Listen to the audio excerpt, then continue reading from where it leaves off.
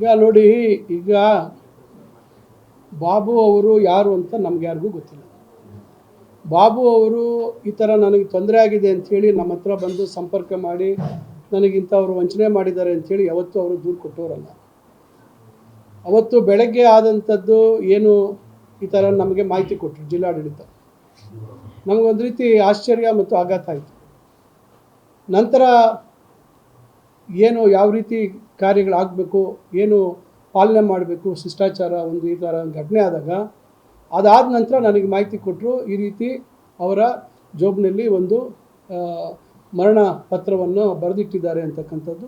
ನಂತರ ವಾಟ್ಸಪ್ಪಲ್ಲಿ ಕೂಡ ಒಂದು ದಿವಸ ಮುಂಚೆ ಅದು ಸರ್ಕ್ಯುಲೇಟ್ ಆಗಿ ಅವರ ಶ್ರೀಮತಿಯವ್ರಿಗೂ ಆ ವಿಷಯ ಗೊತ್ತಾಗಿ ಅವರಿಗೆ ಬುದ್ಧಿ ಹೇಳುವಂಥ ಕೆಲಸ ಮಾಡಿದ್ದಾರೆ ಅಂತ ವಿಚಾರ ನನಗೆ ಮುಟ್ಟಿಸಿದ್ರು.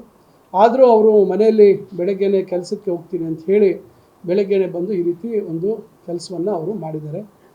ಬಹುಶಃ ನಮಗೆ ಅವರು ಪರಿಚಯ ಇಲ್ಲ ಮತ್ತು ಇದಕ್ಕೆ ಯಾರು ಹೊಣೆಗಾರರು ಅಂತಕ್ಕಂಥದ್ದು ಅವರೇ ಸ್ಪಷ್ಟವಾಗಿ ಉಲ್ಲೇಖ ಮಾಡಿದ್ದಾರೆ. ಮೊದಲನೇದಾಗಿ ಅವರು ಇವರ ಹೆಸರನ್ನು ಬರೆದು ಮತ್ತು ಇವರ ಅನುಯಾಯಿಗಳು ಯಾರು ಅವರಿಗೆ ಕಿರುಕುಳ ಕೊಟ್ಟಿದ್ದಾರೆ, ಯಾವ ರೀತಿ ಹಣ ಸುಲಿಗೆ ಮಾಡಿದ್ದಾರೆ, 2021ರಿಂದ ಏನು ನಡೆದಿದೆ ಅಂತಕ್ಕಂಥದ್ದು ಬಾಬು ಅವ್ರಿಗೆ ಗೊತ್ತು, ಅವ್ರಿಗೆ ಗೊತ್ತಿದೆ. ಸಾಮಾಜಿಕ ಜಾಲತಾಣಗಳಲ್ಲಿ ಈಗ ಅವ್ರು ಯಾರು ನಾಗೇಶ್ ಮತ್ತು ಮಂಜುನಾಥ್ ಗೊತ್ತಿಲ್ಲ ಅಂತ ಹೇಳ್ತಾರೆ. ಈಗ ಕೆಲವರು ಅವರ ಮನೆ ಗೃಹ ಪ್ರವೇಶಕ್ಕೆ ಹೋಗಿರ್ತಕ್ಕಂಥದ್ದು ಮತ್ತು ಈಗ ಜಿಲ್ಲೆಯಲ್ಲಿ ಸರ್ಕಾರದ ಕೆಲವು ಇಲಾಖೆಗಳಿಗೆ ವಾಹನಗಳನ್ನು ಬಾಡಿಗೆ ಕೊಡುವಂಥದ್ದು, ಇವೆಲ್ಲವನ್ನು ಯಾವುದೂ ನಮಗೆ ಮಾಹಿತಿ ಇಲ್ಲ. ಈಗ ನಾನೀಗ ಎರಡು ವರ್ಷ 2 ತಿಂಗಳು 3 ತಿಂಗಳಾಯಿತು ಜಿಲ್ಲಾ ಮಂತ್ರಿಯಾಗಿ. ನಮಗೆ ಇಂಥವರು ಸರ್ಕಾರದ ಕಚೇರಿಗಳಿಗೆ ವಾಹನ ಕೊಟ್ಟಿದ್ದಾರೆ ಅಂಥದ್ದು ಕೂಡ ನಮಗೆ ಮಾಹಿತಿ ಇಲ್ಲ.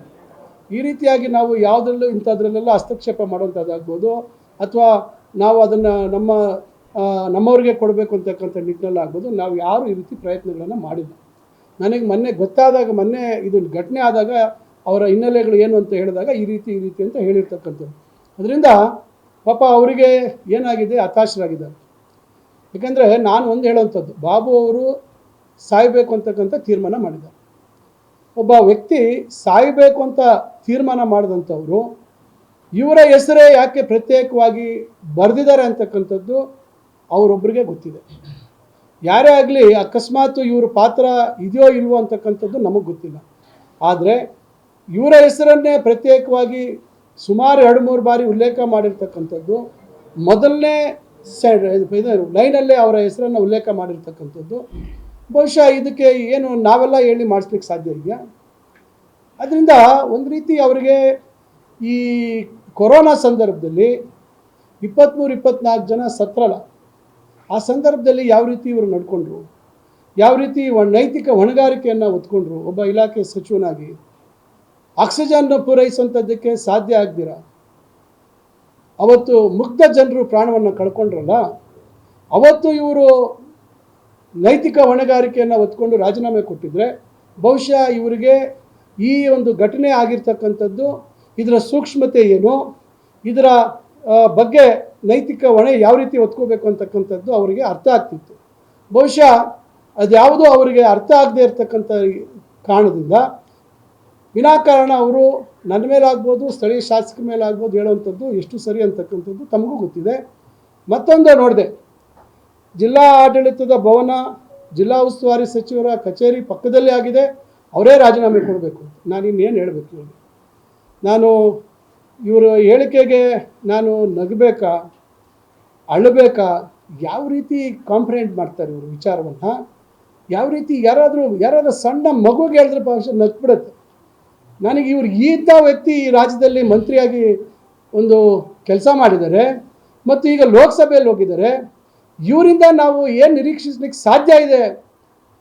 ಈ ರೀತಿ ಉಲ್ಲೇಖ ಮಾಡುವಂಥದ್ರಲ್ಲಿ ಬಹುಶಃ ಜಿಲ್ಲಾಧಿಕಾರಿ ಮತ್ತು CEO ಅವ್ರದ್ದು ರಾಜೀನಾಮೆ ಕೊಡಬೇಕು ಅಥವಾ ಅವ್ರ ಮೇಲೆ ಕ್ರಮ ಆಗಬೇಕು ಅಂತ ಅದೊಂದು ಬಿಟ್ಟು ಹೇಳಿದ್ದಾರೆ.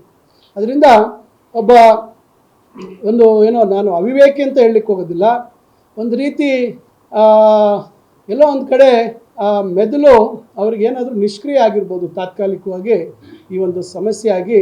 ಅದರಿಂದ ಅವರು ಏನೆಲ್ಲ ಮಾತಾಡ್ತಾ ಇದ್ದಾರೆ, ಬಹುಶಃ ಸ್ವಲ್ಪ ಚಿಕಿತ್ಸೆ ಕೊಡಿಸ್ಬೇಕಾಗತ್ತೆ. ಎಲ್ಲೋ ಒಂದು ಕಡೆ ಭಾಳ ಒತ್ತಡದಲ್ಲಿ ಇದ್ದಾರೆ ಅಂತ ಕಾಣ್ತದೆ ಈ ಘಟನೆ ಆಗಿರೋದ್ರಿಂದ. ಸ್ವಲ್ಪ ಅವರು ಸಮಾಧಾನವಾಗಿ ಯೋಚನೆ ಮಾಡಿ ವಿನಾಕಾರಣ ನಮ್ಮಗಳ ಮೇಲೆ ಆಪಾದನೆ ಮಾಡೋದು ಬಿಟ್ಟು ಏನು ನ್ಯಾಯಯುತವಾಗಿ ತನಿಖೆ ಆಗುತ್ತೆ ಅದನ್ನು ಎದುರಿಸುವಂಥದ್ದು ಮಾಡಿ.